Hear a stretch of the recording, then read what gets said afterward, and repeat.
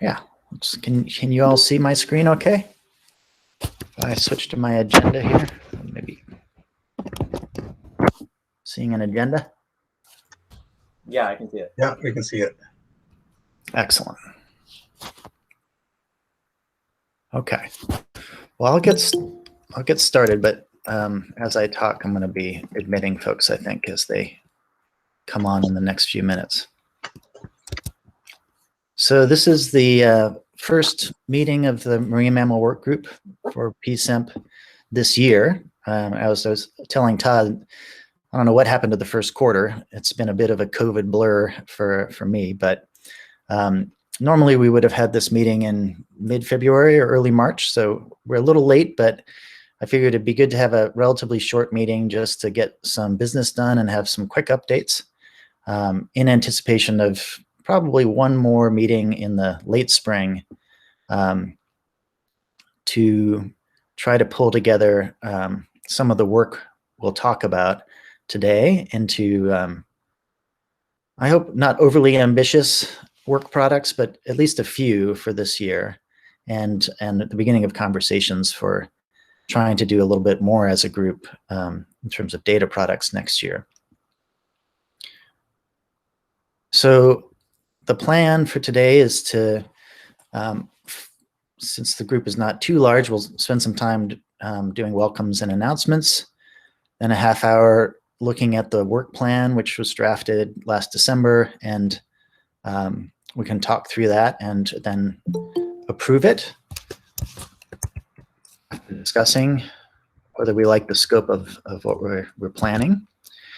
And then we'll have about a half hour of discussing some of the work products that I'm hoping will be taken on by subgroups, which would be like species specific work, mostly for southern residents and bigs, but possibly for others, depending on what work products we agree to try to produce this year. Keep bringing folks in. And then at 4:30, we have 3 short presentations from Todd, Laura, and Giles. And that should bring us up to around 5 o'clock when I'll stop recording. And for those who would like to stay inside for another hour instead of enjoying the beautiful weather here in the Northwest, you'll have an hour of social opportunity if you need it. All right, so that's the general plan. And you should be, if you want to peruse this agenda or collaboratively take notes, I believe that if you look in the lower left of your screen, you can hit this little menu or toggle button here. And then you will be able to see this little blue link here, which is should link to the Google Doc, which I'll spend most of my time sharing the screen for. And then the other thing to maybe mention about Google Meet is that there is a chat. So feel free to chat on the side, or if you want to share links, you can do it that way, in addition to sharing collaboratively through that Google Doc. But if you don't have access to the Google Doc for some reason, you feel free to just put some thoughts in the chat here. And there is a whiteboard as well if you feel like drawing.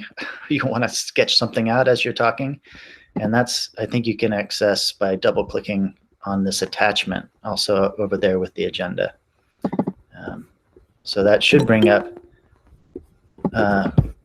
this sort of tool, which you may or may not have seen in the COVID era of online meetings.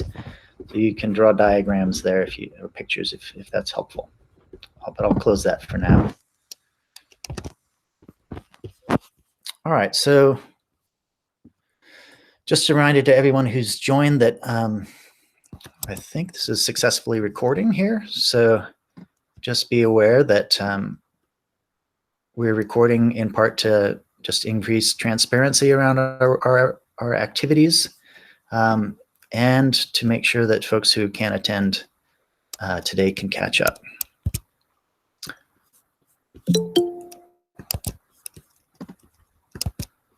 All right, so let's start with, I think I've gone over this quick rough agenda, but feel free to review that if you've just joined us. That's the basic plan for the next couple of hours. So by way of welcome, I wanted to just review our current roster. The folks at the partnership are doing a good job of helping me keep a roster of our current active members. So you can examine that here through this link. And you're welcome to comment on it. And some of you may be able to edit it directly. You can, if your email has changed or you want to add a phone number here, you're welcome to try to do that either by adding a comment or even adding suggested members if you want. This is quite a long list, and I've been trying to expand over the last 18 months or so to include more Canadian colleagues.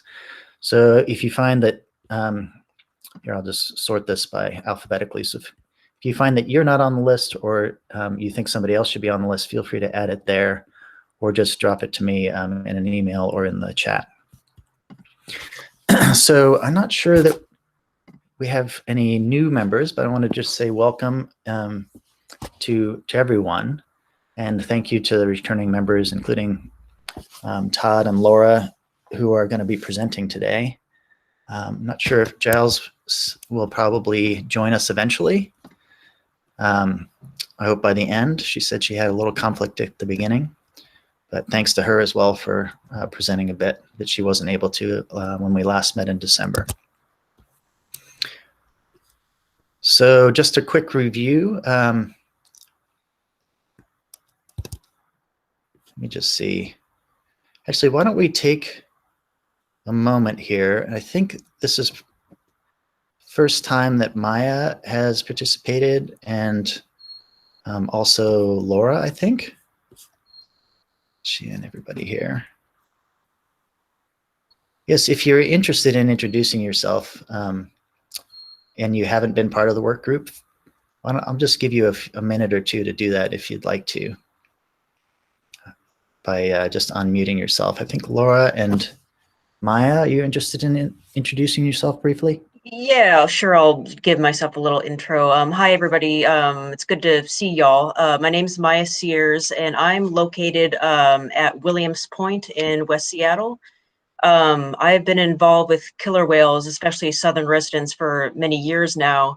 Particularly, I do some data collection under Brad Hansen and Candace Emmons of NOAA. Our largest contribution has been myself, along with my dad, Mark Sears, who's been in this much longer than I have. We help out during the fall and winter season when the southern residents are in central Puget Sound. We collect things like feces and prey bits, which contributes to studies on what their diet preference is. In fact, we just had a paper come out. It's called Endangered Predators and Endangered Prey, Seasonal Diet of Southern Resident Killer Whales. And I saw on the agenda that we're probably going to go over that a little bit. So that should be covered. But, you know, I do some various other things, volunteer work and whatnot, but my primary contribution is with Brad and his team collecting data. Super. Thanks for joining us, Maya. Great to see you. Yeah, good to be here. Hi, Scott. I can introduce myself. I'm Laura Cohen. I started with NOAA Protected Resources Division back in August. So I work in with Lynn Berry in her office and her group. I am mainly working on Endangered Species Act Section 7 consultations related to prey and fisheries and those impacts on southern resident killer whales. And then do other Endangered Species Act related policy work as well, including finishing up the extension of their critical habitat designation. Hopefully that will be finalized soon. Excellent. Well, thank you for joining us and welcome. So I wanted to just take a few minutes at this sort of late winter, just to remind you of tools I've been trying to organize to help us stay more connected. And I guess these are particularly valuable in the last year or so. So there's a web page. Those of you who've been with PSEMP for a long time remember that we used to be in a Google Sites framework, but now PSEMP is being housed in at least at the highest level inside the Puget Sound Partnerships web domain. And so just a heads up that that's evolving and has been basically a new thing in the last year or so. But there is a link to the Marine Mammals Work Group, and that's where I sort of keep the top level information. So if you need the most recent update on links to work plans or contact information, that's the place to start. And I think increasingly will be a place where we can offer up new data products over time. A holdover from the Google days is that we have a Google Drive, which I think I've queued up here. And as you join, we'll try to make sure you get onboarded to both email lists and this Google Drive. Particularly if you end up working with a subgroup, this is where we've been trying to update documents and collaborate in terms of writing and creating products. So you'll see in this species subgroup, there's basically a Google folder for each species that currently has a subgroup. So going back to the agenda, I wanted to cue everyone to take a look at this next link here. This is slightly different than the roster I showed you. This is the clarification of which members have volunteered to work on specific species in subgroups. And so I occasionally in the winter try to remind folks which group they're in and invite folks, as I'm doing now, to join one of those groups. So each of these has its own email lists, and I hope that those will get used more as we start to develop additional work products over time. And then I know there have been in the last couple of months some issues with the listservs, but I think I'm finding that email, despite all the other emerging tools, is still a pretty good way for folks to collaborate. And these listservs free me up from having to maintain lists, so that you can subscribe or unsubscribe yourself from each of these. And I'll be trying to surface these and encourage folks to use them more over the next year or so. And then lastly, PSEMP has a new communication strategy, and part of that is thinking about other channels that we could use to share our insights. And so there's a Facebook page that I started in the last year, and I think a YouTube channel is coming, at least to share things like these meeting recordings. So feel free to email me, and hopefully future chairs at that email address. And that's sort of a quick view of the infrastructure we have set up so far. All right, so moving on to announcements. In the next 15 minutes, I'll start off, but encourage anybody who wants to just jump in with other ideas, things that should be shared. Since certainly in the last 9 months, and mostly since we met in December, the Puget Sound Partnership has come out with a now approved science plan, which is maybe worth taking a look at. It has quite a bit on southern residents and bigs, killer whales, and a little bit of focus on pinnipeds. And one thing I've been trying to learn about is the monitoring efforts in tribal government. And so one thing that may be new to you, it was new to me, is this 2020 State of Our Watersheds, which has a map UI that's really lets you zoom in on each tribal territory and see what measures they're using to track their ecosystem, and it does a really nice job of highlighting issues in each watershed. So I encourage you to start exploring that. And then if you didn't see it last December, the Marine Waters Report is now online and also printed. So you can explore that. We have Cindy and others have authored some submissions for that. And if you need a printed copy, we can get you one. And then I was just going to flag recent publications here. Brad's and Maya's that she just mentioned is linked here. And Marla has a new paper out. And John Durbin mentioned these two papers. So I wonder if anybody else has recent Salish Sea marine mammal publications they'd like to share at this point.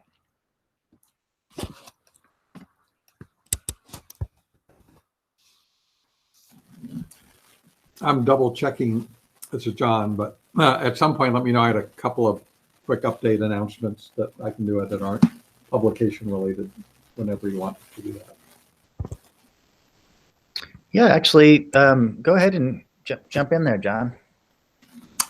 Yeah, I was just going to say that the gray whale monitoring of the sounders that we've been doing, including the project with John and Holly, has been going on, and starting on Thursday, we'll be expanding that a little bit and likely deploying some of the multi-sensor suction cup attached video tags on sounder gray whales around the Whidbey Island area. And we'll be doing that for about 3 or 4 days, likely Thursday through the weekend.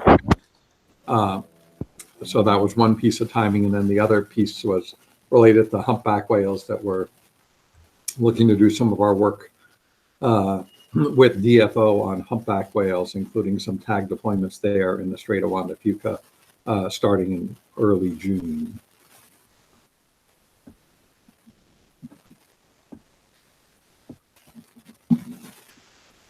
Great. Yeah, I'll add those. But feel free, anybody, to edit these directly if you want to. Thanks for those updates, John.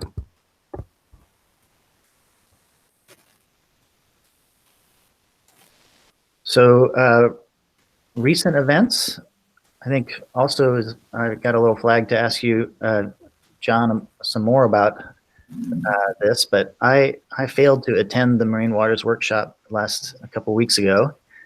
few weeks ago, and but I did want to flag it as something that annually occurs in March, and I've enjoyed participating in it. And, it's mostly oceanographers, but increasingly trying to pay attention to the higher trophic levels. So I understand you made it, John. Do you want to share how that went? Yes, and I would say it was interesting from that standpoint, in that there were a lot of presentations on changes in oceanography conditions, a lot of stuff down the food chain, if you will, from marine mammals, and that's what made some of the exchange interesting. And I know I had 2 or 3 follow-up contacts with some of the researchers that heard I think I had 5 minutes to summarize both our humpback and gray whale research, so it was a bit of a kind of a lightning review, but even that triggered some good follow-up collaborations and ideas from just the things I brought up. So I did find that very worthwhile. Yep. Part of the strategic plan for PSEMP, for those of you who are chiming in from Canada, is to try to increase collaboration between the many different work groups. You can see that through mostly history, there's all these different work groups make up PSEMP, and they're somewhat ecological, but they also, some of them are topical, like spatial data or modeling. And so efforts, one of the strange ways that the increased collaboration is happening is a slow expansion of that this Marine Waters report from oceanography and up through the ecosystem. So I'll mention that these marine condition webinars have been happening during COVID. And for those of you who like to integrate and see the big picture from, oceanographic variables and plankton on up, they've been doing a webinar every other month. and the next one is coming up in May. And increasingly, those include information about phytoplankton and zooplankton blooms, and also herring spawn and other things that can be observed on some of the aerial flights that are done here in Washington. So I suspect that over time, there'll be more communication. Well, actually, not suspect. A goal of mine over the next year or so is to increase interactions with those work groups sort of strategically. But one of the organic ways that interdisciplinary collaboration is happening is through this annual workshop, and then these now bi-monthly webinars. So I think the process, one of the opportunities we have each year is to present at that workshop and to provide a submission for the written annual report. And so I think that's an opportunity for any of our subgroups, is to start providing an annual update, at least to the workshop verbally, but also in a written form, which just usually takes a single page in what's typically a 30 to 40 page annual report. So yeah, thank you for representing us there, John. In the past, we presented on southern residents and also harbor porpoises there, but I think it would be strategic for us to position ourselves to talk about harbor seals and other pinnipeds, and probably big killer whales over time too. Let's see, any other recent events that anyone wants to flag?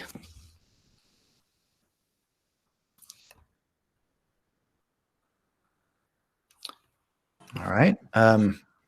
Moving on to upcoming events, there's on April 28th to 30th, there's going to be a remote-only salmon recovery conference, and I flag it mostly because one of the things we've been asked to do through the vital sign revision process is to begin thinking more carefully about orca measures that might be correlated or logically related to the measures tracked by the Salmonid Work Group.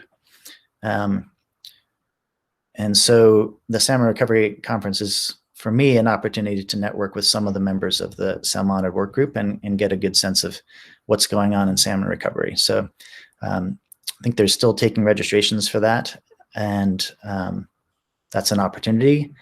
I mentioned the webinar, and then just flagging 2 meetings of interest to some of us next winter, both the biennial conference in Florida and the ASA, Acoustical Society of America meeting, which is scheduled to take place in person, at least partially in person, in Seattle. Both of those are happening next December. And I believe that abstracts for the biennial conference were due last Sunday, but there's still an opportunity for the ASA talk. Any other upcoming events that people want to mention? Just check the chat here. Hi, Scott. It's Susan Berta. I just want to mention that we have our Welcome the Whales this weekend, and we have John Kalambakides and John Durbin and Holly scheduled to present. Some of it may be recorded, I'm hearing, but we're hoping to get an update on the latest Sounders research for that. It's a virtual workshop at 2 to 5. You can go to our website to find the link. It's free, you just have to sign up. Great. And help me with the dates on that. Oh, I'm sorry, Saturday, this Saturday, the 17th. All right, thank you. Thanks, Susan. And I wanted to mention a paper that Stephanie just had published in Oceans, and there was too much ambient noise in our place right now, but her antibiotic resistance study that she did in cooperation with a number of the stranding networks and through our stranding network was published in Oceans recently. So that had some interesting on harbor seals and harbor porpoise. Excellent. Wanted to mention that. Thanks. Yeah, congratulations. Thank you. Okay. I think everybody's admitted here. Just want to make sure I'm not missing anybody. All right. So lastly, I just wanted to open up the floor to if anybody has other announcements to share. I'm curious to know, Andrew, if you have plans for next fall in terms of meetings up in Canada or anything else that we should be aware of. Maybe, I don't know if you or Jared would like to keep us abreast of Canadian activities. Sure. I can say from the UBC side that we do plan to hold the BC Marine Mammal Symposium at the end of November. We're expecting the campus to be open again and be back to what business is somewhat usual, but I expect it'll be a hybrid model is what we'll be doing. So that's where we are at this point. And we won't really know until September, but our plan is to proceed with the hybrid model. Excellent. We'll keep our fingers crossed and our variants to ourselves.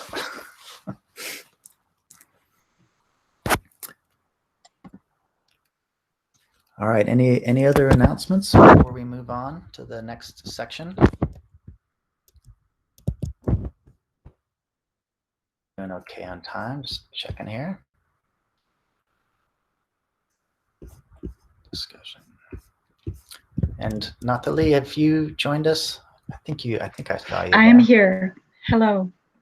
Would you like to take a few minutes and summarize some of the funding opportunities we've been trying to share recently? Yes, thank you, Scott.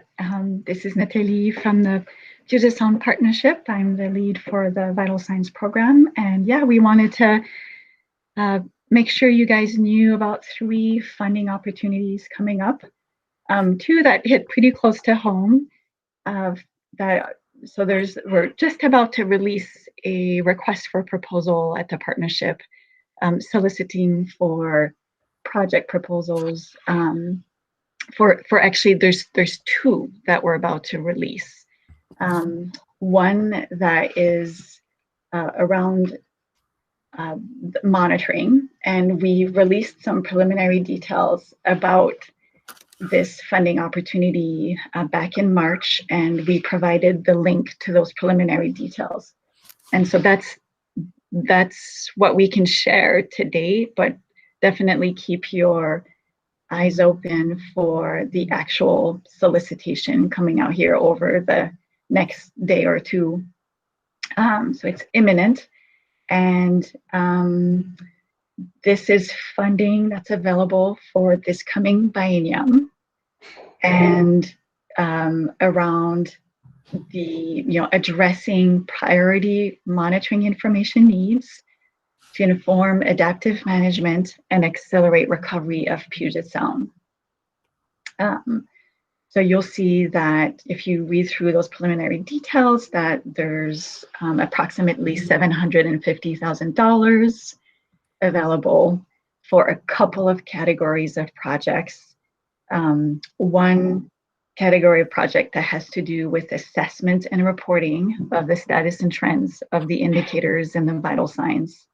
And then another category of projects that is around interpreting reasons behind the patterns that we see in ecosystem conditions, cumulative effects, effectiveness assessments.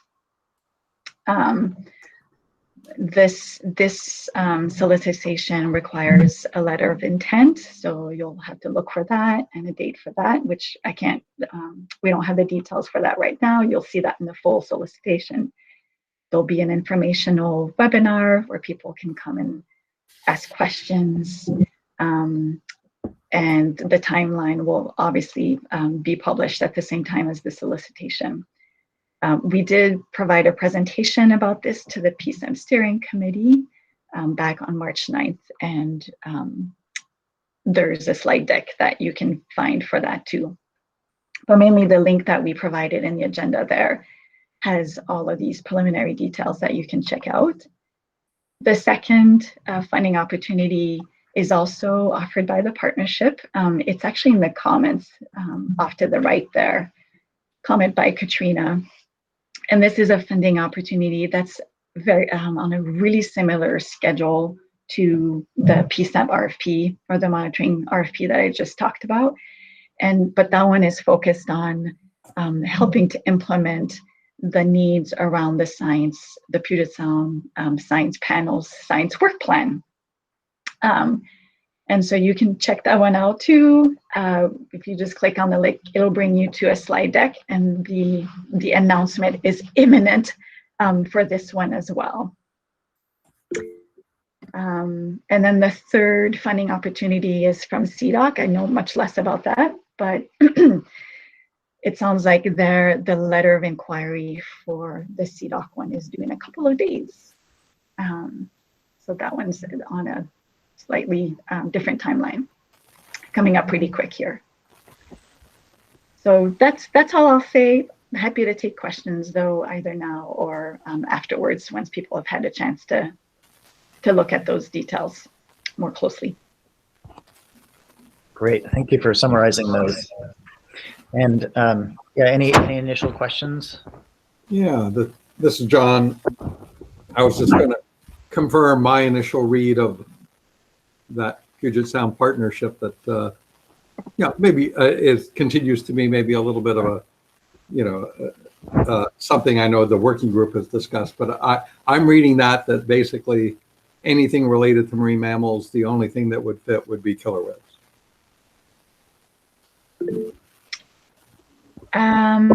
Not necessarily, no. Okay. Yeah. I was sort of reading that the species description sounded like to me, whereas, you know, other work groups have broader species things. It seemed like the only marine mammal that qualified seemed like killer whale, but I'd love to hear more about that. Yes, right. So I would say that probably more restrained with the Category 1 project types under the PSEMP RFP that's listed here, called Monitoring to Accelerate Recovery.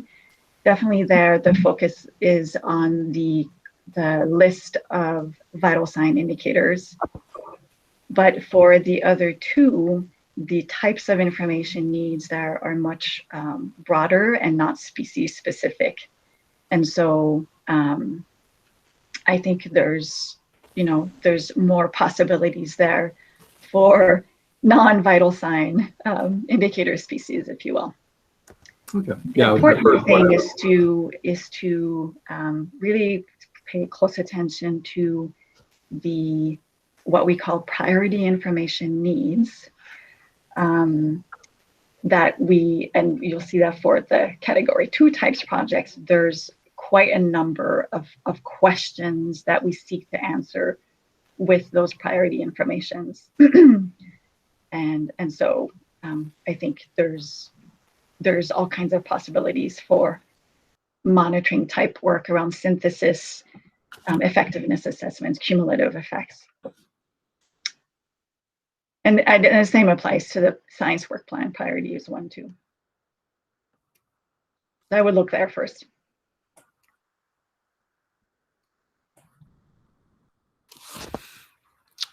All right, thank you very much, Nathalie, for summarizing those. Why don't we move on to the work plan? And this will be the second half hour. I've provided a link to it, and I asked for comments a few weeks ago. Haven't gotten a lot of comments, but I'll just quickly go through this as we did. It hasn't changed much from the draft that we had last meeting, so I'm happy to I think we can discuss it if needed today. But let me just quickly run you through it, and then I'll try to talk a little bit about what I think the implied scope of work might be as a prelude to the next half hour, which is thinking about what do we really want to do, and who should do it. So feel free to take a look at this work plan, which is a box note. But I'll kind of walk you through it in case you have trouble accessing these things.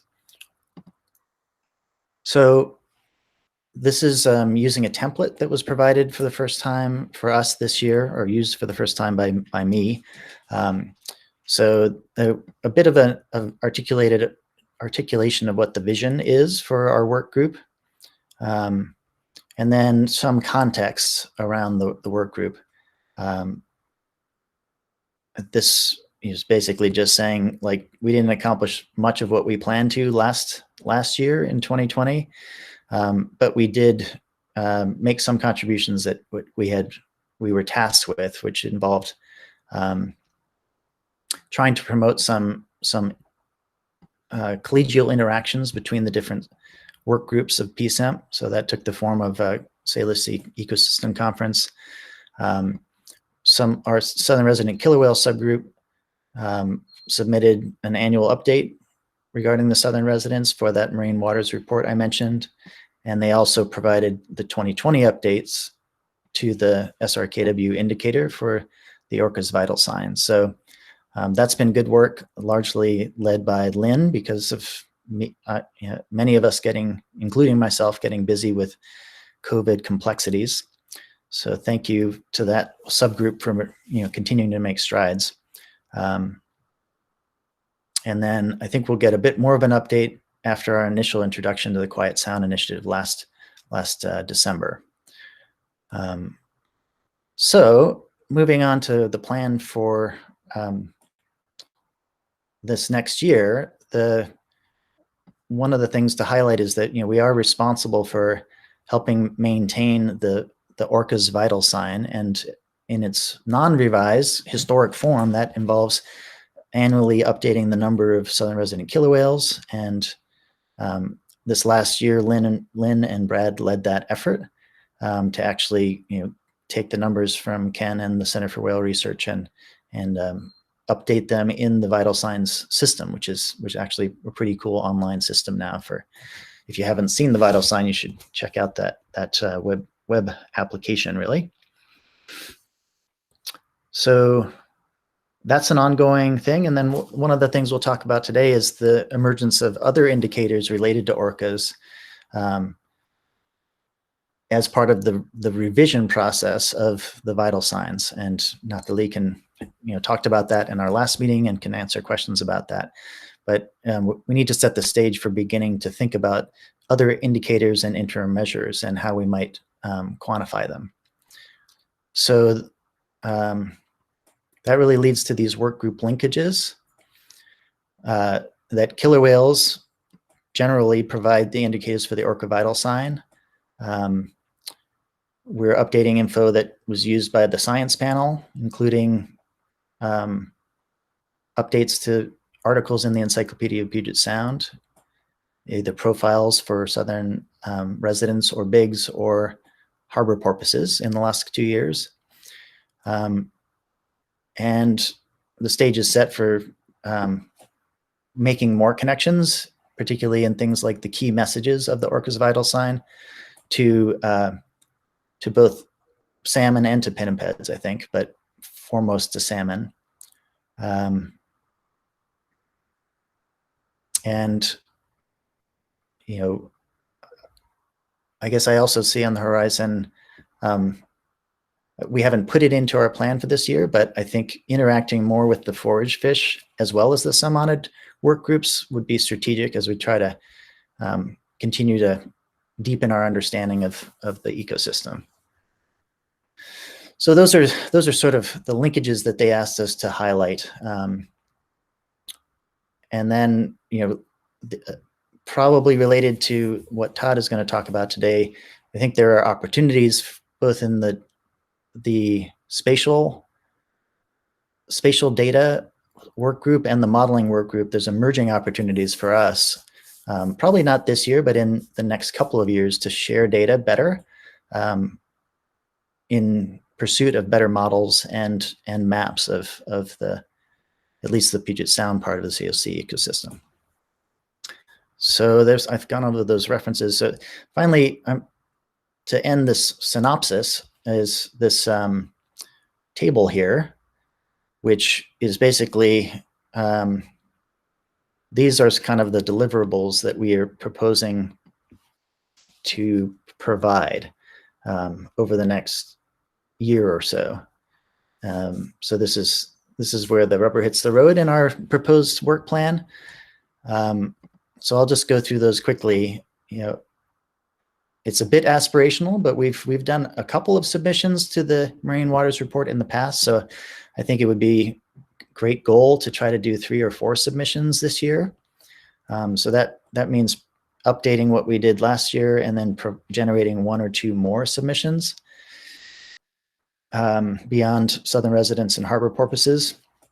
I think the low-hanging fruit are probably bigs and harbor seals, but it may be that, John, you could parlay your presentations into submissions as well, ideally in collaboration with other folks interested in grays and humpbacks.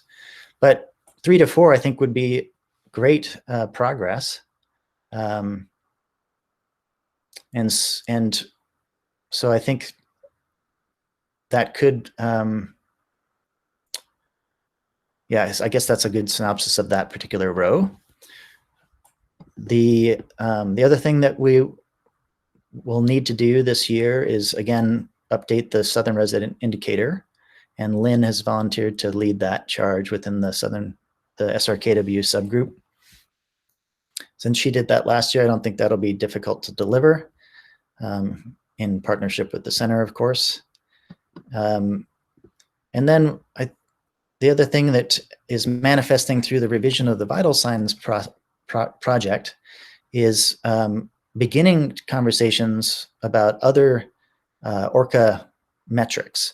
So occupancy and residency were flagged within the revision project as an additional indicator within the ORCA vital sign. So I think the southern resident killer whale and the Biggs killer whale subgroups will need to start a conversation this year about, what do those indicators look like and how might we compute them? So that's what that row is. There's also something called an interim measure that came out of the vital sign revision process. And I think, I don't know, would you like to say one brief thing about that, Nathalie, in terms of just an explanation of how you define interim measures relative to indicators?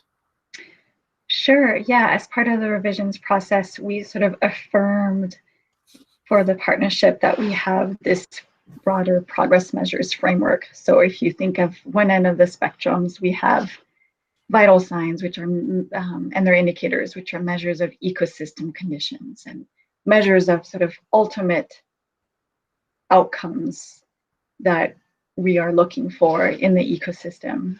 That's one end of the spectrum. And then the other end is like measures of activities on the ground that are happening to improve the ecosystem, right? To enhance recovery. So we call those activity progress measures. And it's really hard to go from activity progress measures to vital signs directly. Those activity progress measures are not enough to understand the patterns in those vital sign indicators. And so we, as part of this progress measures framework, are developing what we call these sort of intermediate measures that are meant to help as sort of links between those ends of the spectrum. And so they might be things like measuring stressors or measuring the cumulative impacts of restoration activities throughout the sound. I think right now for this work group, so we're sort of at the beginning of the development of these intermediate progress measures and trying to do work internally to set this up. So I don't expect that we would come to this work group in the next few months. No, I don't think we'd want to have some conversations right away. And so, I would maybe put a placeholder on that, Scott, and we'll keep you as a work group lead updated with what's happening.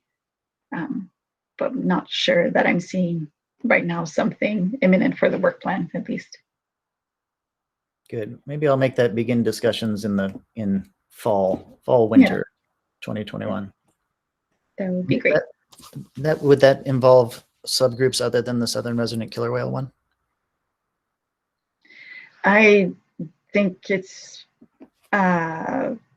too early to know. Okay. Well, we'll start with them. Yeah. All right. And for me, just from clarification, so ancillary measures like body condition and fecundity, are those also over the horizon in terms of when we should be beginning to discuss? Yeah, that's a good question. So, the way we define ancillary measures are measures that might help explain patterns in ecosystem conditions. So the best example I can think of is bird abundance is a vital sign indicator, marine bird abundance. Things like reproductive parameters and the status of reproduction might be an ancillary measure that helps to understand, that plugs in to help understand abundance. And right now we're not, actively pursuing the development of ancillary measures. We have listed some of them that came up during the revisions process, but we're busy enough with developing the information we need for status and trends of indicators, and then these future intermediate progress measures that we just don't have the bandwidth to go and do other work with ancillary measures. That said, I think they are important. If when time comes to try to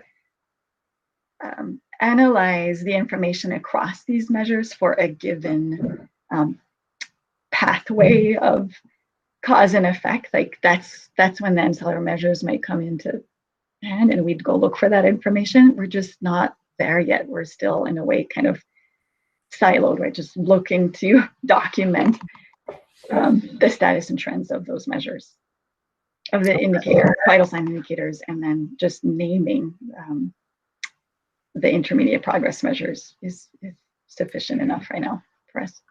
Okay. Well, I'll leave it as a row, but I'll flag that as, we should begin discussions, but not till really later in the year as part of warming up for 2022. Yeah, and you can take your cues from us on that. We'll definitely, when the time comes, we'll let you know. Okay. Later in the year is good. Great. Thank you for clarifying that.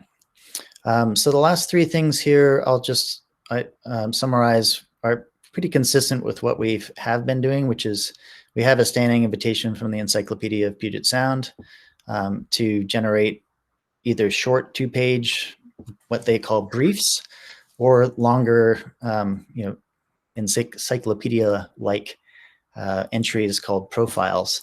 And so I think it would be a good goal to try to update what they have or create new entries for both harbor seals and humpbacks. And if other subgroups get excited about that, that standing invitation is an opportunity. But getting at least those two refreshed within the encyclopedia, I think, would be a great goal.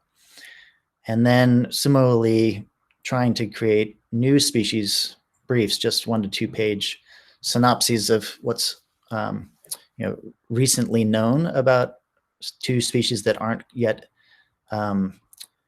in the encyclopedia or summarized by any of our subgroups. So this is just a quick color-coded look at that. I've tried to list sort of the higher priority species in this blue section here. And for most of those, we have at least one interested Marine Mammal Work Group member. There's others down here, which we could get to later, but for now, just focusing on these first blue ones, you can see that in 2019 and 2020, we're pretty up to date on southern residents.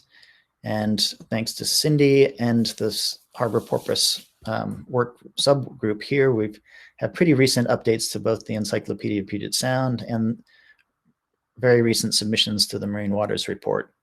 And we made some progress thanks to Monica and this subgroup in 2019 in terms of the encyclopedia. So generating briefs and generating profiles is sort of the first step for each work group, and those can turn into encyclopedia articles or submissions to the Marine Waters Report, and in some limited cases, information for the vital signs. So I'm hoping to turn a few more of these gray, particularly these grays, to yellow, but with that part of the work plan. And then the last two really are for me to promote inter-work group collaborations. And but if anybody is interested in trying to help with that, I would welcome camaraderie. So I've been talking with the Salmonids work group about at least understanding their revised indicators and interim measures, but possibly having a joint meeting with them. And I'll just flag one thing that John Durbin mentioned today is this article, The Survival of the Fattest, is in press. And so I'm curious to read that and understand. He mentioned some salmon metrics that, or correlates to body condition. So I think it'd be interesting for the killer whale subgroups to look at that and possibly focus in on that, the idea of these emerging salmonid indicators as a place where we could have a meeting together to share information, both about diet, but also about these ways of quantifying Pacific salmon abundance. So I'll just flag that as, trying to interact more with the salmonids, and the spatial data and modeling work groups is I think a good way for us to meet that part of the strategic plan of PSEMP of promoting inter-work group collaboration more than we have in the past. So I think that's close to the summary I wanted to give. And the scope of work really mimics what I just talked through. So I'm happy to take questions about that, and we can spend 5 minutes of discussing it. And if I don't get any, I've got some here, some bold topics that we can talk around. But first, I just wanted to ask if there are any questions or concerns about the work plan.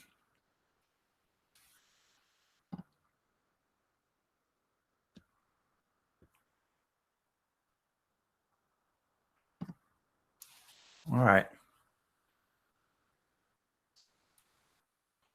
So I think I've gone over, like, it's probably clear that some of this plan involves short-term work, and then either this spring or between now and next fall, and some of it, as Nathalie was hinting, is really kind of looking on further out on our radar screen to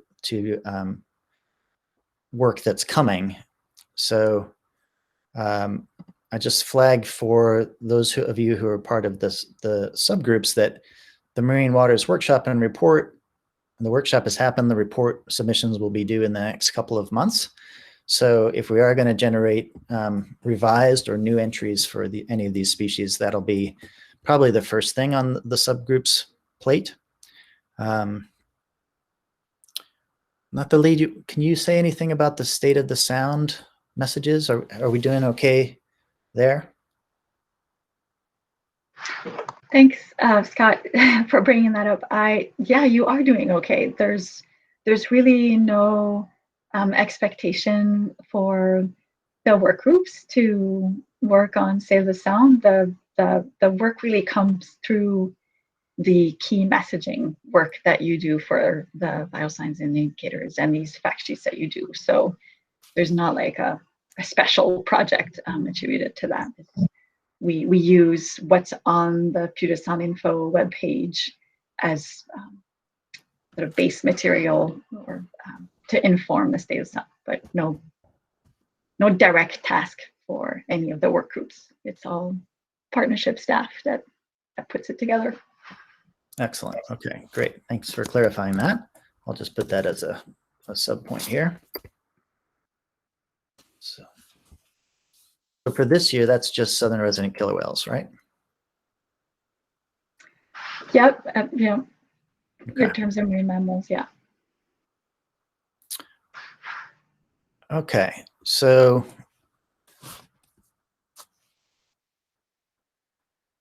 longer term tasks. Well, I guess maybe I just said in terms of updating and reviewing other data products, that could include. I did hear back from Jeff Rice at the Encyclopedia that they are definitely interested this year in additional updates and new products. So I hope that'll be a motivation for folks. In the past, they had provided some small stipends to the lead authors, and it's not clear whether that's going to be possible given the budget uncertainties this year. But if it is, I'll certainly keep each subgroup. I'll keep everybody abreast of that as an opportunity that might be catalytic. So longer term tasks, I guess I just wanted to ask for one of the goals that I didn't talk much about, and the plan is not very specific about, but it was mentioned as something that we could add is trying to improve from a diversity, equity, and inclusion perspective. So I've started some conversations with Alejandro, and I'd like to talk with you, Frankie, some more about this. But one of the things that I'm interested in doing is just continuing to broaden our membership. So if you know of experts that would be great complements to certain subgroups, or who could help us in places where we don't have any expertise or leadership, like elephant seals, please send me an email. I'd be happy to reach out and try to bolster our ranks in places where we're relatively weak. And that could include connections to tribal members or monitors, folks who have access to sort of indigenous and traditional ways of knowing. So please, on both sides of the border, let me know if there's new members you could think of that I could reach out to. And I think we've talked enough about the long-term vital sign revision process. But I just want to flag that a pending question is, which subgroups and subgroup members can lead each of these new measures. So we're going to have to. I think I'll be able to, with the sound-mounted work groups, help understand what the revised salmon indicators are going to look like within the salmon vital sign. But one of the things that we'll be tasked with over the next year or two is thinking about occupancy and residency metrics.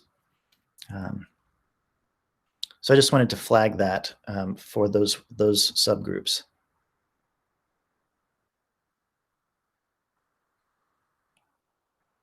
Yeah, I think that's pretty much the overview. Does anyone have any general comments about the work plan or objections to adopting it for 2021?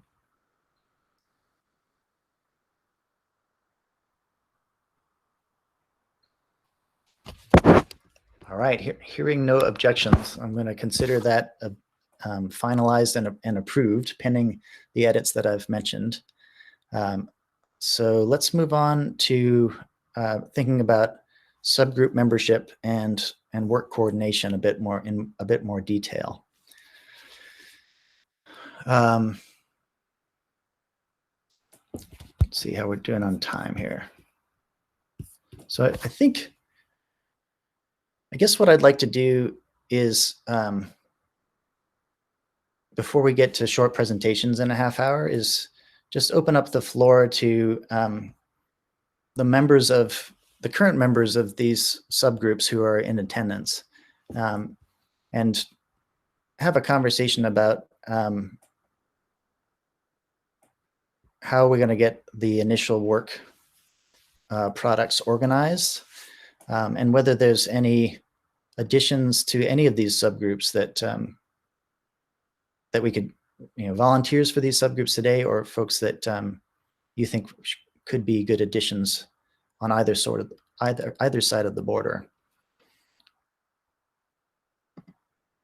So maybe we'll start with this Southern resident subgroup. Not sure if Lynn has joined us. Are you? I forget, Laura. Was Lynn going to join us today or not? Yeah, I kind of thought she was, but I also don't see her on, so I don't know. That's all right. Well, so I guess it may be something you can help us with, Nathalie, is sort of how are we doing in terms of the indicator updates and key messages, and when might we expect to need to do work there?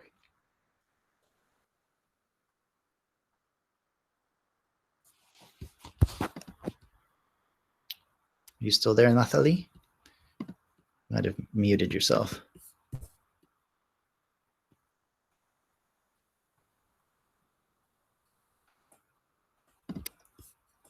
Sorry, I'm not able to really see meeting very well.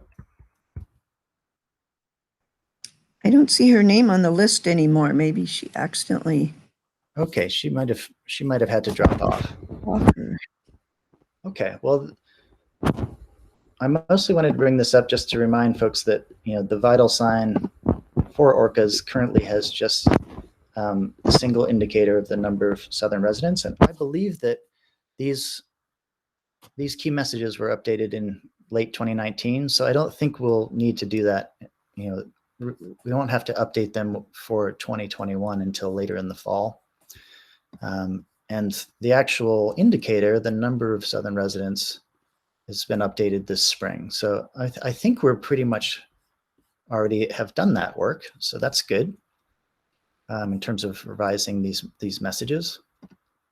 But anybody who's on that work group and who was paying more attention than me last year, please chime in if I'm getting this wrong. But I think that's the case. So. Yeah, Scott, this is Brad.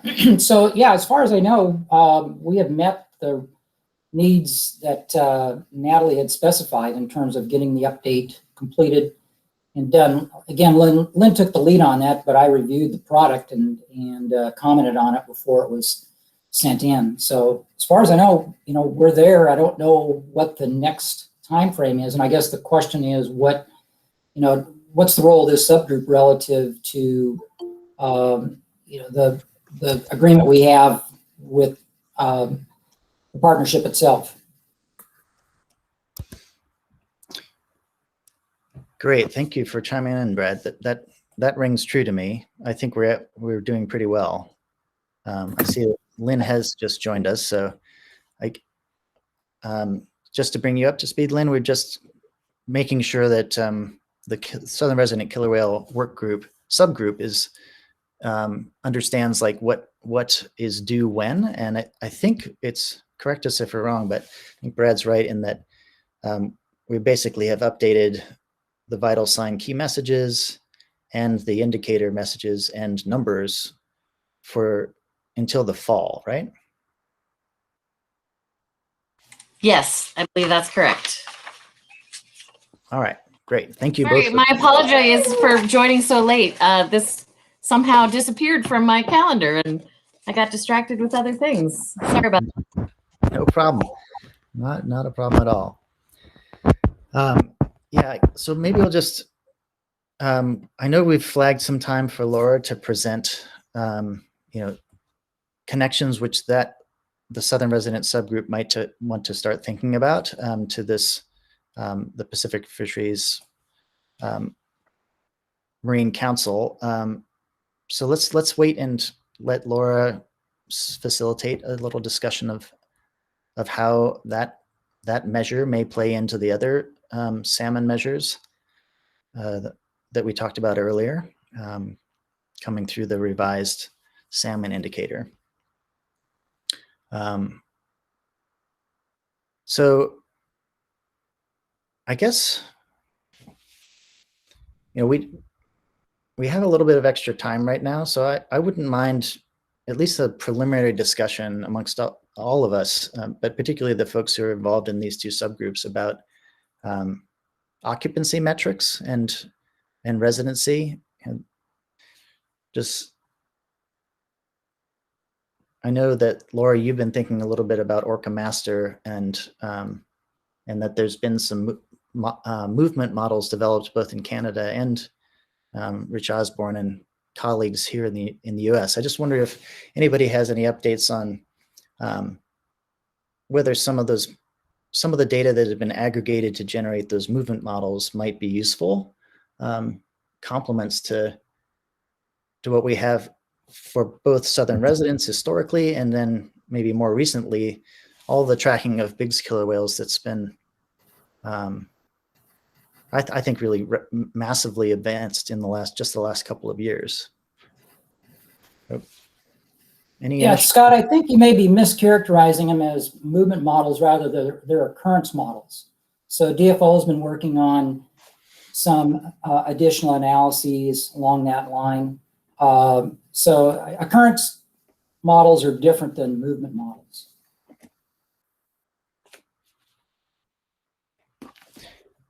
Great, and is what Rich has been working on also an occurrence model in your mind? I think Rich has been working on movement models.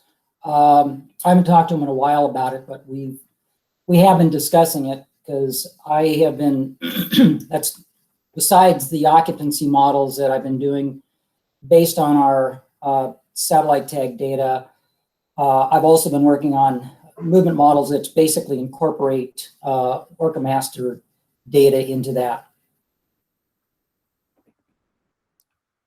Great. Well, maybe something for the next meeting or for the fall meeting would be, to invite everybody who's been working in that realm to present what they've accomplished. And I guess maybe a good question for you too, Brad, is like, do you see similar models and data sets emerging for big killer whales? Potentially, we have a large data set of tag data from transients also. So, and we have been recently looking at some summary analyses from Orca Master of transient killer whale occurrence. Okay.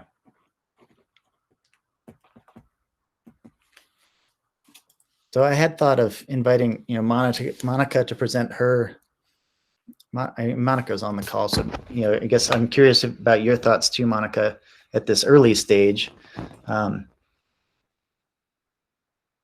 Maybe it would be fruitful to have a synopsis of your methodology as well as other efforts to try to look at the spatial patterns and aggregate spatial data.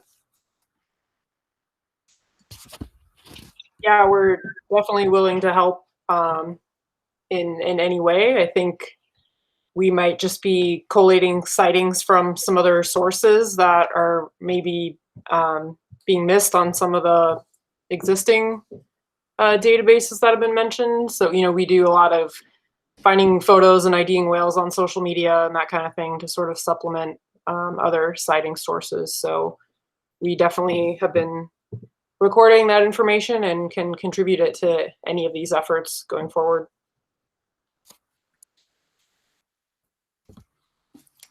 And any other researchers or data sets that anybody can think of? Because I'd be happy to reach out to lead authors, I guess, or. Hey, Scott, can you hear me okay? Yeah. Yeah, it's Jared here. Yeah, we're definitely, making use of our big killer whale database at Fisheries and Oceans lately as well. It's fairly ripe for analysis, and through a few collaborations with different folks we're looking at mostly abundance in the Salish Sea, and much of the data is from the Canadian side, but several encounters that we have data on are from Puget Sound and Juan de Fuca Strait. So that's something that we're working on, and that database is, obviously available for other work like what you have outlined here. So happy to help in different ways. Great. Thanks, Jared. Yeah. Yeah, and I had a question. I had just emailed Brad and Lynn, in fact. Is there a current Orca master? I've been trying to find out what happens to the Orca spreadsheets and all the data we send to NOAA in the Whale Museum, and just even being able to see how it's represented or credited, or if how to get access to any of the, is there a final product anymore? And I haven't been able to get an answer on that yet. So timely discussion. So who have you contacted, Susan? Well, I had emailed you once a long time ago, and I had long conversations with the coordinator at the Whale Museum, but she's brand new and didn't even know what the Orca master was. So then I just today had emailed you and Lynn, just a short time ago. But yeah, so I'm not sure where that sits. Yeah, what you should do is contact Jenny, because she's been there long term, and yes, there has been turnover on the folks that have been collating Orca master. But yeah, we through the contracting process that we do with them and we get a product from them, and I think it's just a matter of contacting Jenny and having a discussion about getting that. Okay, she was on those emails, but only got back and just kind of said, so what's it called? Maybe, and I think Jenny knew what I was asking for, but she was on the conversation but didn't really chime in. So is it not called the Orca Master? Should I just say, is it the final report? What wording should I use? Well, they provide a couple of things to us. One is actually the Orca Master data set. And then they also provide a summary on an annual basis.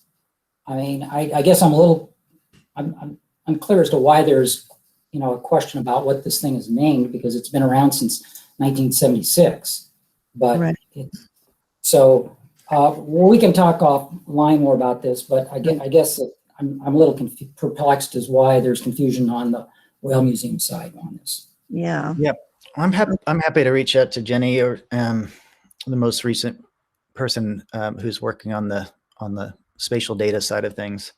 I actually have similar questions to you, Susan, about to what extent are increasing numbers of acoustic detections through the hydrophone network are getting incorporated. So I'm happy to facilitate that as well. Okay. Yeah, and I can try again, just saying the annual. But yeah, Brad, let's talk and see. Yeah, Susan, I just sent you an email as well. Salma totally knows what the Orca Master is. She's been working with us and Laura on the data, and we do get an annual report and the data set, and yeah, she should totally know what you're talking about. Okay. Well, and she was waiting for Jenny to come back from vacation, and then they talked, and they still, so there's something strange going on there, but great. I appreciate all the additional info. We'll keep working on that. And I should know this, Lynn, but is Orca Master is just southern residents? Is that right? Not bigs? No, it includes all killer whales, and of course they have a broader data set that's all the sightings that are reported to them. Got it. Okay. Great. Well, we'll get in touch. And they've made some of it available publicly through in a system online, and maybe I can add that link to the chat if people are interested in checking it out. Great. Thanks for bringing us up to speed there. This is Monica. I just had a question. If all the data that's being collected by PWWA is still somehow finding its way to Orca Master, or is there a missing piece of data there?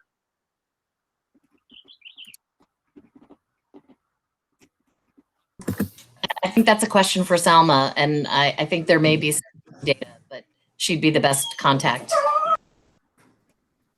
Yeah, I agree. I mean, we've had that discussion, and some years I think, yes, it's been incorporated, other years it may not have been.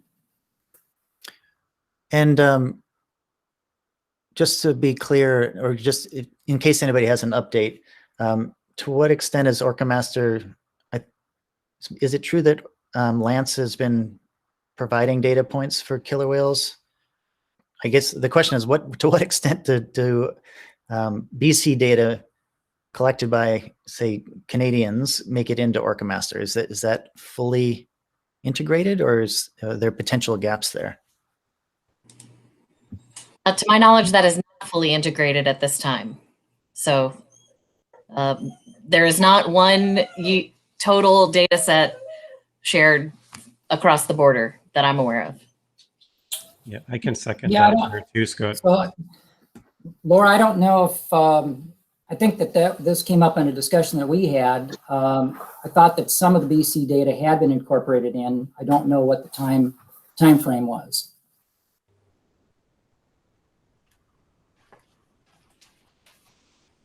All right. And yeah, any other, so Jared, the DFO database you mentioned, does that also include Southern residents?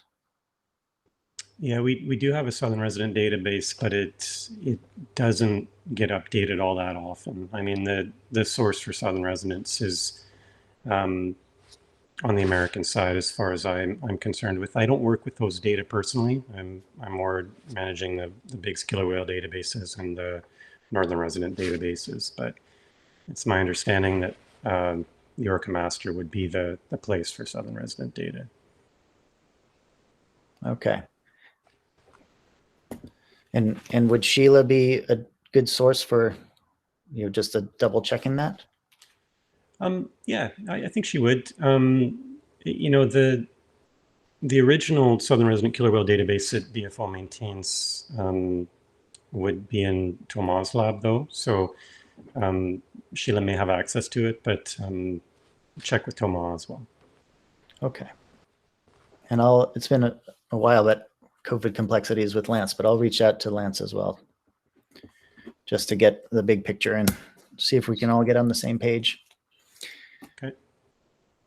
Okay. Well, I've got a general question about Southern residents. When we're quoting the most recent number of whales, is there a source that we agree upon as being the master one? So, for example, the Orca Network seems to keep theirs up to date. And I'm just wondering if there's an agreed upon source, or people just put down the current number that they know it to be. Anybody have any guidance on that? Is Orca Network the best source, or are there other spots that we should be using? We're going to say there are currently 75 whales and cite their website, or what? Lynn, do you have a suggestion for that? My suggestion is to specify exactly what number you report and what source, because it can vary widely. And we contract with the Center for Whale Research on the annual census. So they generally give us the annual number, but they have in recent years been tracking more in real time. So, yeah. Yeah, because typically in doing write-ups, we're asked to give a source for whatever number we're using. And I realize that there's different sources, and not all of them are up to date. And the Center for Whale Research seems to be lagging a little bit. Mm-hmm. And I often report the Center for Whale Research latest census number, plus any additional information I have since then. Mm-hmm. A new calf or missing whale. That's essentially what we do, Andrew, is through our stock assessment reports, which are annually updated. Because there is a lag in that time frame, we essentially try to report out what the official census number was on July the 1st, trying to keep that standardized with that date, because that's when Ken had always reported that, going way back when.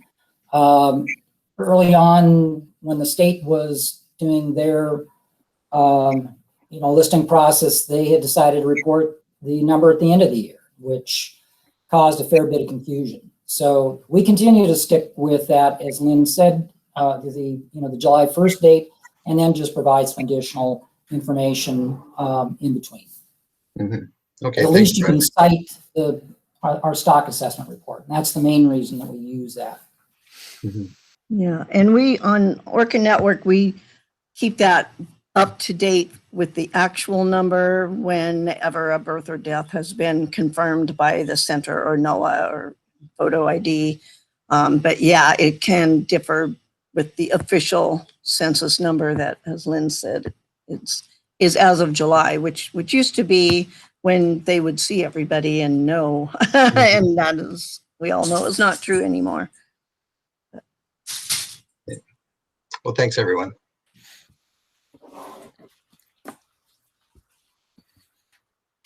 All right. So in the next 10 or 15 minutes, I'm just curious to see if members of any of these other subgroups have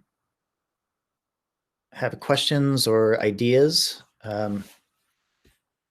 I penciled in harbor seals in part because Marie and Tom weren't able to make this meeting, but they're eager to give an update on the analysis they did of harbor seal survey.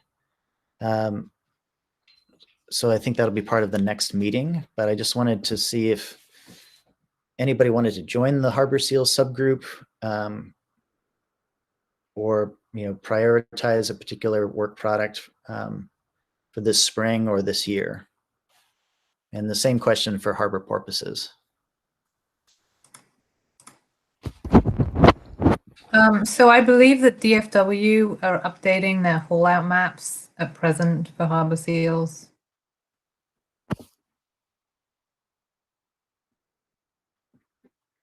Thanks, Frankie. Casey was eager to make the meeting, but had a conflict. So I think he'll be part of, he was the hire that more or less is trying to replace Steve Jeffries. So he'll attend the next meeting. So that maybe we can get him to give us an update on that. This is Cindy. We're working on a short note about new behavior that we've been noticing with groupings of seals, harbor seals. So we're working on that for publication this year. That's kind of the only update I have for harbor seals, but still happy to be on the committee and help.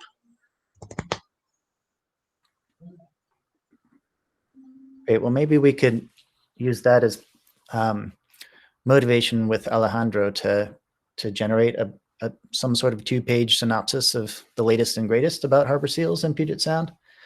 Yeah, that'd be great. Maybe that could include a link to the new, or reference of the new haul out map, if that's timely. Yeah, I think the last haul out map theirs is like 20 years old at this point. That old atlas, yeah. Yeah, I think that's another spatial data opportunity, is to try to pull some of those spatial data out of written documents and into the modern era. So I'll ask Casey if that's part of what they're working on. Do you know, Frankie? Is it mostly a publication, or is it meant to be a database of some sort?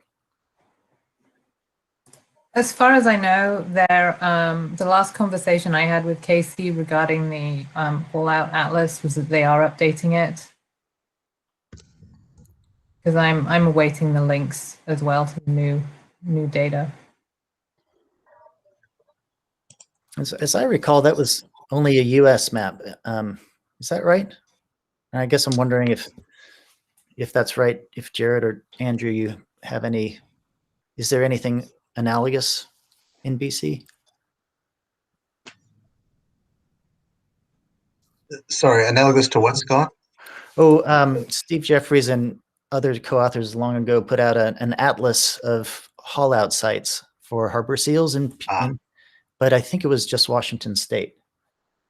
Yeah, I'm not aware of anything that's published. DFO does have all the sites nicely mapped, and and they've shared that information when people have requested it, but I'm not aware of any published source where one can go and get it without requesting it. Okay. Thank you. Yeah, any other thoughts on harbor porpoises or any of the other species who we could surface through some more subgroup activity this year? For harbor porpoises, Anna Hall and I are just finishing up revisions on a paper that will be out hopefully in Frontiers soon, but just basically a more comprehensive view of Canada and US together of what harbor, the status of the harbor porpoise populations and what we know and don't know. So that should be coming out soon. That's the biggest thing that I have right now. But I was also interested in throwing out there that we are very interested in trying to do eDNA with harbor porpoises. We've been talking with Kim Parsons with her work up in Alaska. So if anybody's interested in trying to work on that and help with that, we'd be really interested in trying to get that going, because I think it could be a really great way to learn more about the population if we can get that going. But genetics is expensive, so just throwing that out there. Great, thanks. I think those would both be nice additions to what you've already created. So sounds like an easy update.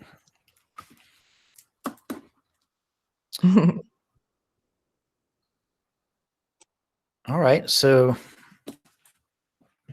why don't we, I know that I'm curious about grays, humpbacks, and minkies, but I think we can leave that to interested parties and the subgroups to contemplate work for those that we might all do together on those. So let's move on to short presentations. The goal in this last half hour is to try to keep these to about 10 minutes, starting with Todd giving us an update on quiet sound, then Laura talking about this PMFC Chinook salmon metric. So at least we have a preliminary understanding of what that is and whether it might be useful to us. And then Giles catching us up on what she wasn't able to present last fall. So switching back here, I'll stop presenting. And so folks who are presenting, you feel free to share your screen if you want to, or you can obviously just present orally if you'd like.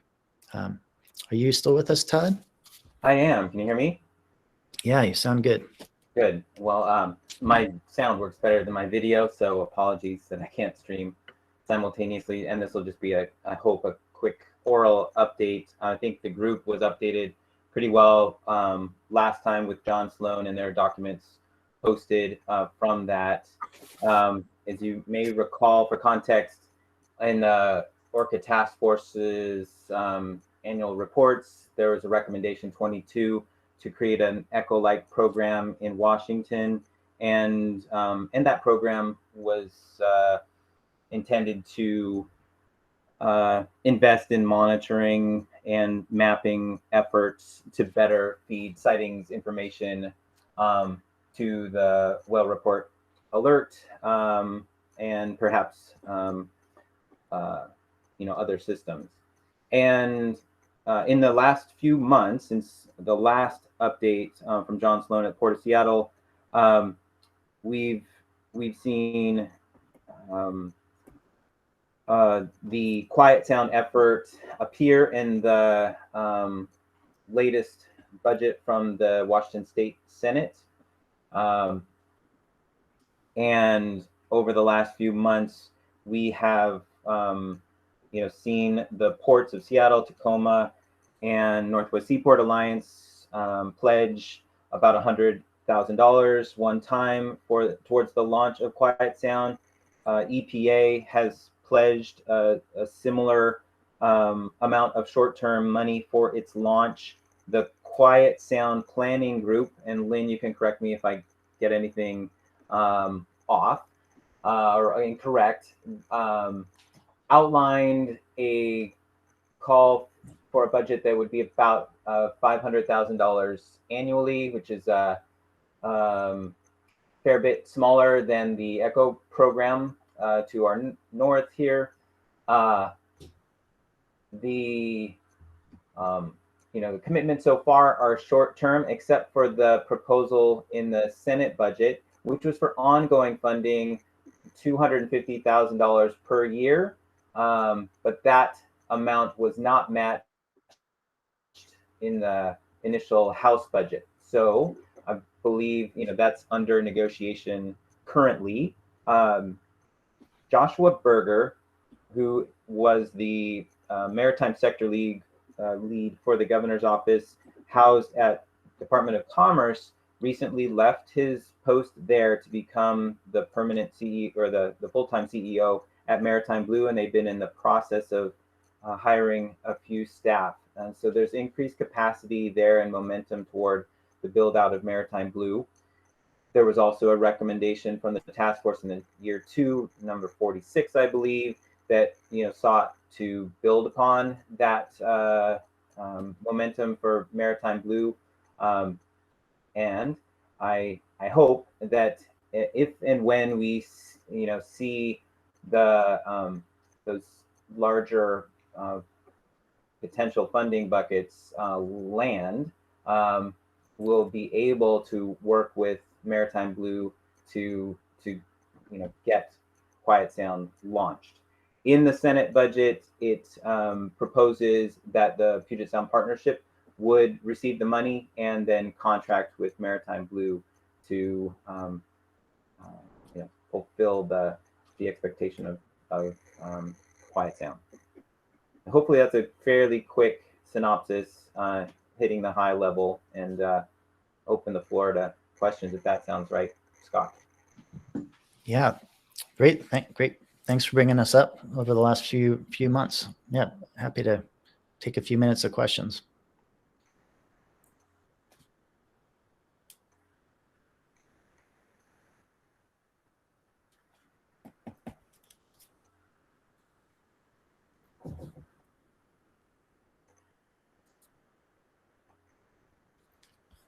Just checking, make sure we don't have anything in the chat related to that for you, Todd. Doesn't look like it. I guess one question I have is, do you have a sense of the timing of when that House budget negotiation may come to fruition, and whether there's likely to be a source of additional ongoing funding at the similar level to get close to the planning committee's goal of $500K annually? Well, I think the session ends in the next couple of weeks, and I just don't know when the budget reconciliation will happen. So we do have that ongoing, the proposal for ongoing from the Senate. Nothing though from the House, and so don't know whether what we will see. It could be a one-time compromise. It could be ongoing. Who knows? And I don't know if Lynn has any, more from NOAA's standpoint, but the largest, funding opportunity right now looks like it's coming from the states, and we have, a short-term likely commitment from EPA, and there are connections to the federal budget and options there, but until those things mature, we won't know about those funding opportunities either. So I think we're trying to inch forward with the uncertainty we have, and I'm keeping my channel open with Joshua so that when we see some threshold amount that's significant enough to move forward, we'll do that. But at the moment, it's just too tenuous.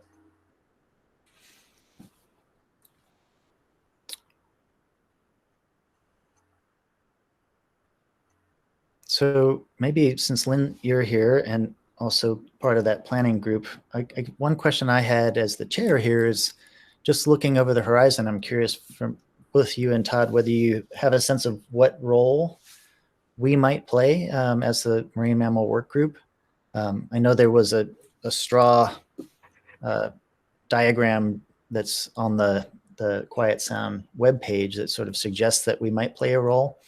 But do you have a sense of when that might happen or initial scope?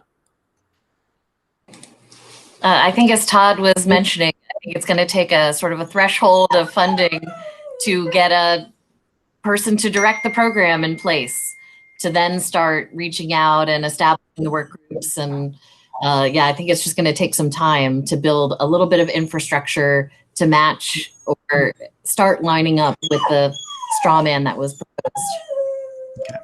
Okay. No So, set time that I'm aware of. right. Okay. So just trying to think about the way ECHO rolled out. It sounds like there'll probably be an initial hire of someone within Maritime Blue that would lead the organization of the Quiet Sound work groups or committees, sort of like the technical committees that ECHO had. Okay. All right. No worries. I think we can, I mean, preparing for that, I guess is the other thing that we could spend a couple minutes talking about. I mean, most of the Quiet Sound was initially motivated by a recommendation specific to Southern residents, but do you anticipate that mitigation of ship noise might be managed based on the location, you know, real-time location data for other marine mammals, or is it really going to be likely driven by the Southern resident conservation? I think those are all great questions, Scott. I don't have a good answer as far as what the scope will be. Might be determined by how much funding to kick it off, of how much we can bite off to chew as an initial bite. Okay. Okay. Well, great. Thank you for that update. And hopefully by our fall meeting, we'll be well along that path. Great. Thanks. And thanks, Lynn. Sure, Todd, please, add anything else if you have thoughts on time and scope at this point. No, I just I would like more clarity. I just wanted this to be firmly on folks' horizon and to share some good news, some promising news, but there's nothing promised yet. So I just want to be measured in our, in how we react. All right. Sounds like a good strategy. My reading of the tea leaves is that now's a good time, if we have spatial data related to, habitat use and maps or real-time data, that it's a good time to start getting it organized. So hopefully we can keep doing that within all relevant subgroups where we have opportunities. Okay, so probably a good timing to move on to your presentation, Laura, if you're ready. Sure, yeah. I have a few slides. I just want to say I ran to the restroom in the middle of the occurrence data, Orca master data conversation. Just a few things on that.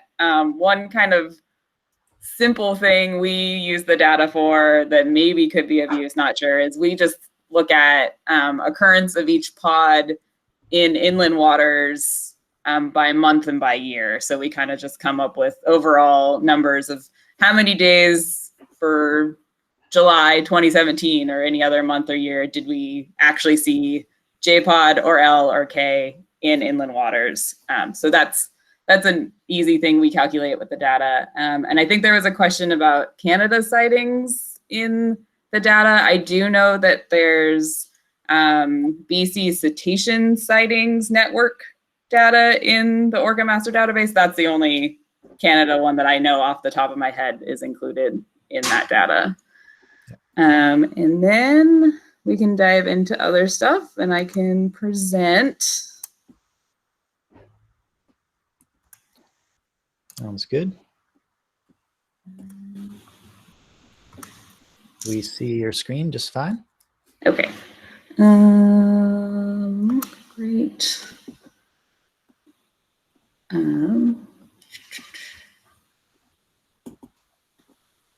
Okay. Let me know if when I advance, it doesn't advance. Oh, it's on a timer. I don't want that. Hold on.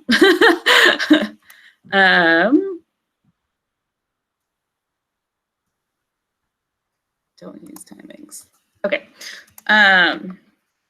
So yeah, so I'm mainly going to focus on the work that the Pacific Fisheries Management Council Ad Hoc Work Group did in relation to southern residents and prey availability. But I will touch on a few other work projects that NOAA has been working on recently. Okay, did it go to the background slide? I think we're looking at your presenter view rather than. That's fine with me. Yeah. But Yeah, that now. Yeah, we see the background slide. You can just go through that way. Okay, yeah, that's fine. Okay, so, and sorry, these slides are not pretty. It's really just to get the information out there. But so back in April of 2019, the council did form this ad hoc working group to look at assessing any effects of salmon fisheries, ocean salmon fisheries on killer whales. For those who don't know, the council has jurisdiction mainly over Washington, Oregon, and California coastal waters in terms of salmon fisheries. So this is really focused on those ocean salmon and not so much on Puget Sound and inland waters. Though, as I will touch on, they did include some analysis with inland waters as well. And the task force was really tasked with, looking at if there is an effect of ocean salmon fisheries on killer whales, and if so, using that information to think about possible management or conservation measures to use within council salmon fishery management in terms of impacts to Chinook prey availability for killer whales. So a lot of what the work group focused on is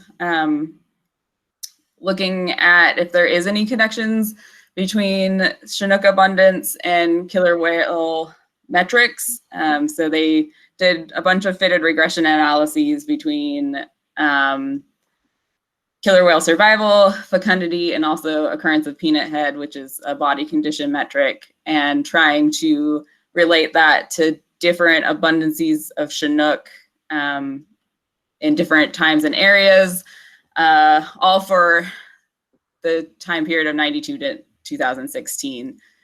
So they looked at this for Chinook abundance along the whole coast, as well as kind of broken up into these areas, which included California, Oregon, Washington, west coast of Vancouver Island, as well as the Salish Sea.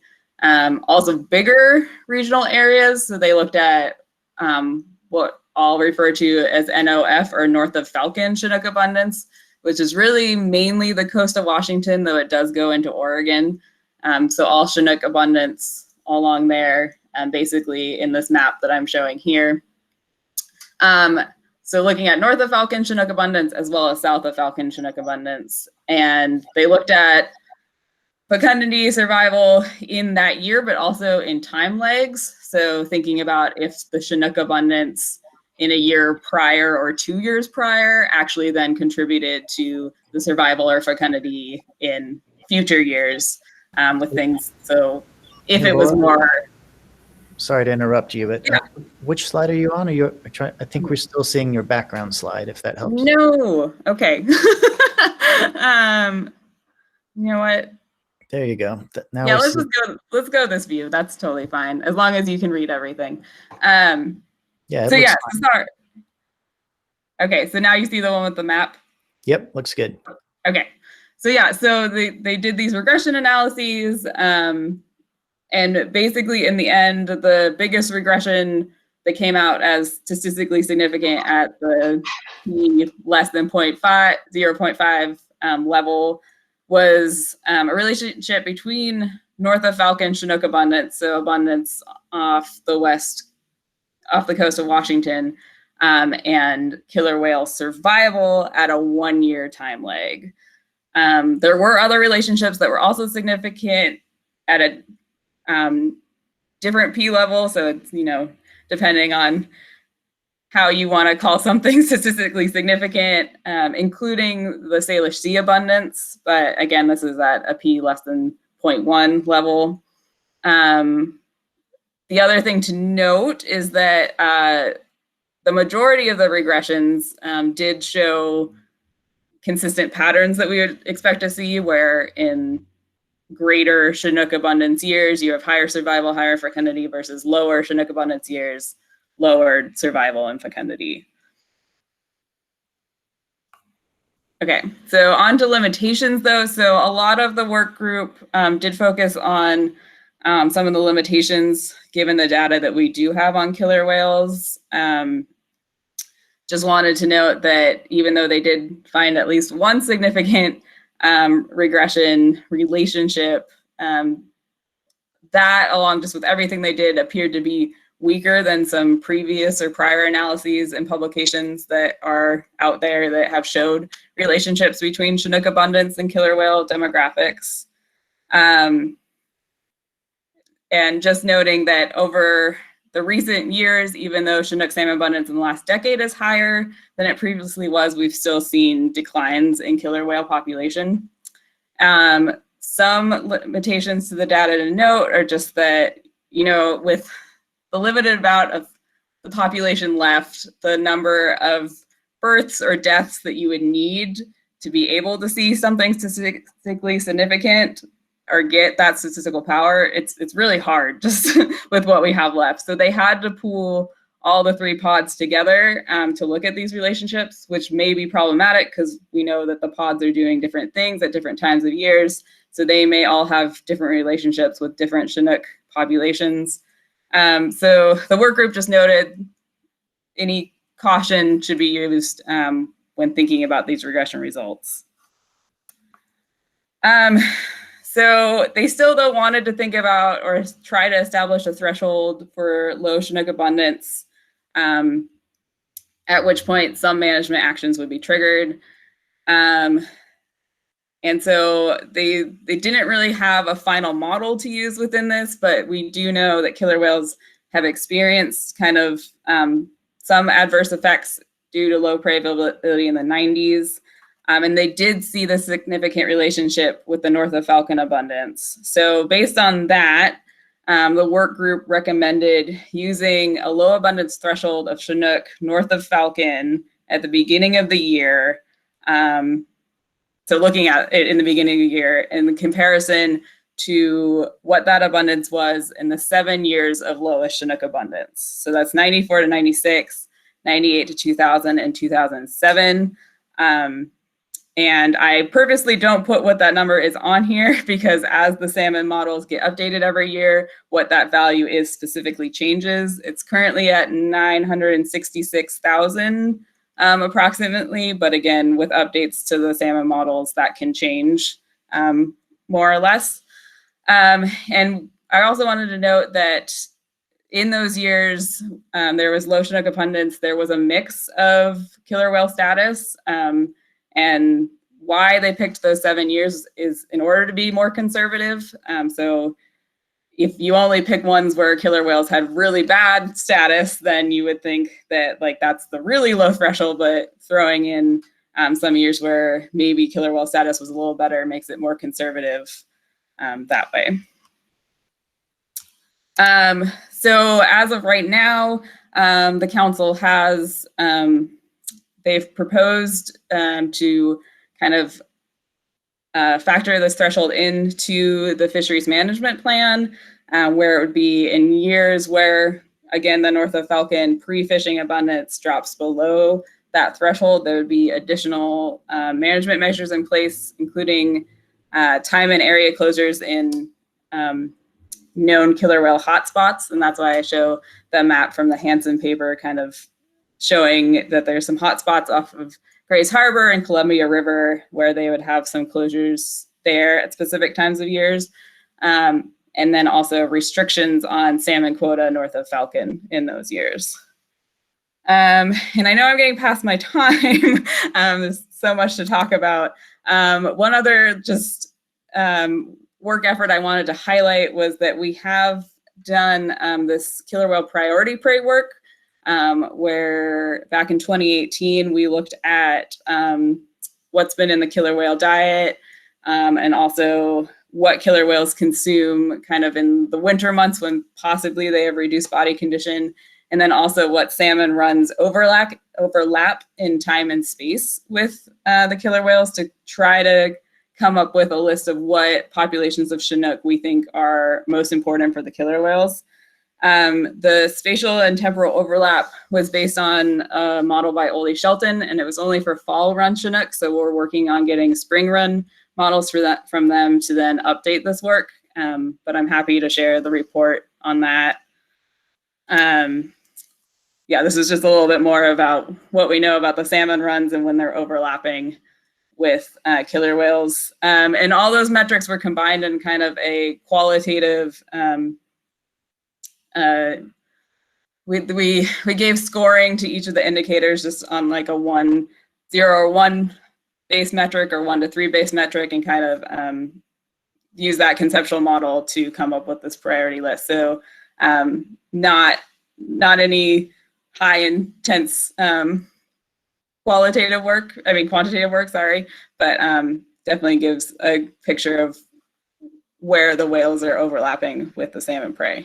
And then finally, Scott, you mentioned this paper too, and I'm glad you did, because it was just another one that I wanted to bring up too, is there is this new Stewart paper.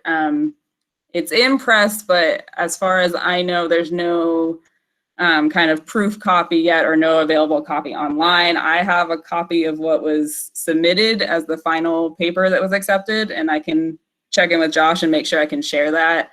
But there is these relationships between JPOD, body condition, and Fraser River specific Chinook abundance, where they see higher probability of decline in body condition when Fraser River runs are low. LPOD, there was a correlation with LPOD body condition and Puget Sound Chinook abundances, but a lot more uncertainty in that relationship, less strong of a relationship. And I've talked to Josh a bit, and I think this could be a place that thresholds could be developed. So that's just another thing to keep in mind. That was a lot. Oh, I think you're muted. Thank you. Yeah, that's okay. We can flex a little bit, and appreciate all of your input. But yeah, let's take questions for Laura in the chat, and move on to Giles when you're ready. Hey, thanks, Scott. I think go ahead and take questions for Laura. Okay. Yeah, and then I'll go. I don't have much. Super. Thank you. Here's one for Laura from Val. Do you think parallel work in the Gulf of Alaska, looking at Chinook, either catch or bycatch up there, and correlations with killer whales down here might be helpful?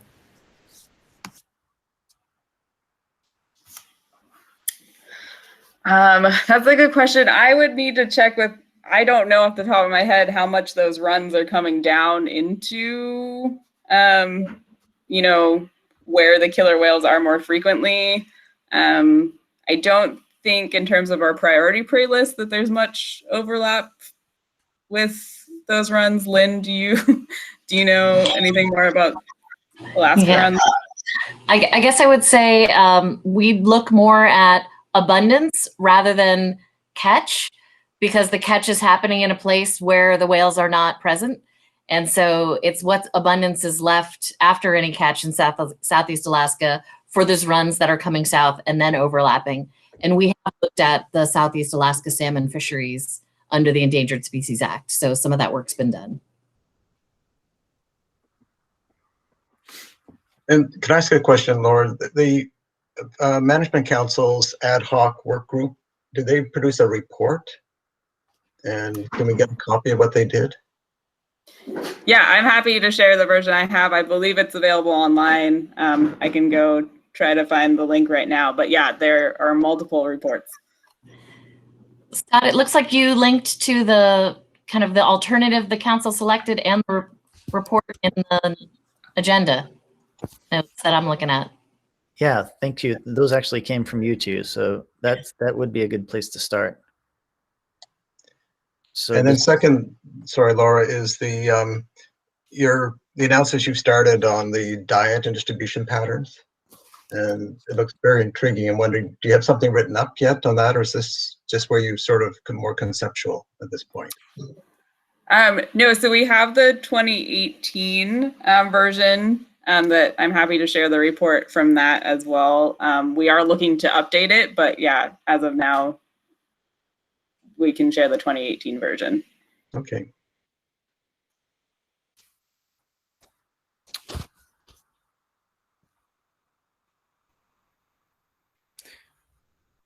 I think it's going to be fascinating to look carefully at each of those metrics, and then that result related to the LPOD is particularly surprising. So it'll be interesting to see whether the SAM-audit work group's new indicators turn out to be useful complements to that. I think they're going to break down Chinook and Chum into particular runs. So we may get a bit more granularity on the Puget Sound. Yeah, I guess it's essentially an abundance index of some sort that they're going to generate. So I think, yeah, that sounds like a good topic for further discussion, possibly with the SAM-audit work group. Any other questions for Laura before we give Giles a few minutes? All right, I think the floor is yours, Giles. Hi, thanks. And I was really hoping that I would have some preliminary info to share with you from 2019 and 2020. Unfortunately, COVID happened and we were excluded from our lab for a good part of 2020 to get to the 2019 info. I did just get a note from Sam's grad student, Will Sano, who is doing the analysis along with Sam's other lab technicians. And they are really close, within about 2 weeks of being able to provide some preliminary info. But he just didn't feel comfortable sharing anything tonight, for me to share anything tonight. But he has run, I think, all of the initial info, all of the initial analysis on 2019 and 2020 samples. So looking forward to something. I wish I had something more to share. I will say that from a research perspective, we were frustrated this past year, as Monica mentioned, and probably Brad. And I'm sorry, I was kind of in and out on this call. So there might have been some discussion about some of this, but the whales being absent so much more in the past couple of years compared to previous years has been, just of note, I guess. And for us, it was frustrating in that about 25% of the time that they were in the inland waters, summer core critical habitat in the US, they were just outside of our ability to get to them, have a decent amount of time to spend with them, and justify the cost of getting there and then get home before dark. And so that was frustrating for us on that level, that they were here but kind of not here for us. So that's what, one of the things that we're working on is trying to get a different boat to give us better access to the whales when they are here. But yeah, and I don't know if John and Holly were on earlier today, but I did have an opportunity I just randomly ran into John at the grocery store the other day, and I was really hoping to get an update, a formal update from him on the condition of JPOD, because it's sounding pretty, better than in past years. So I'll leave that to them to fill everybody in, but that feels really great. Unfortunately, we don't have maybe the same info on K's and L's, but so that's about all for me. I'm sorry, I wish I had more, but come next meeting, I should be able to provide some more information. Sounds good. Thanks for the mini update. We'll take anything, Giles. Any questions for Giles before we wrap up? I think while we wait for questions, I'm just going to go back and look at the agenda. Yeah, I think we made it. And just flag that we'll probably have one more meeting. I know folks hopefully will get quite busy soon, but towards the end of May or early June, we'll try to have one more meeting and use it to mostly let the subgroups present any new work they've been able to pull off this spring.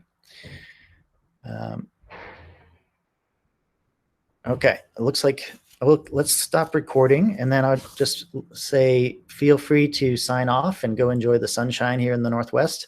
But if you would like to hang out for another hour, I will stop the recording now, and you're welcome to just be social if you've been lonely in these COVID times. So thank you all for attending, and we'll be in touch soon.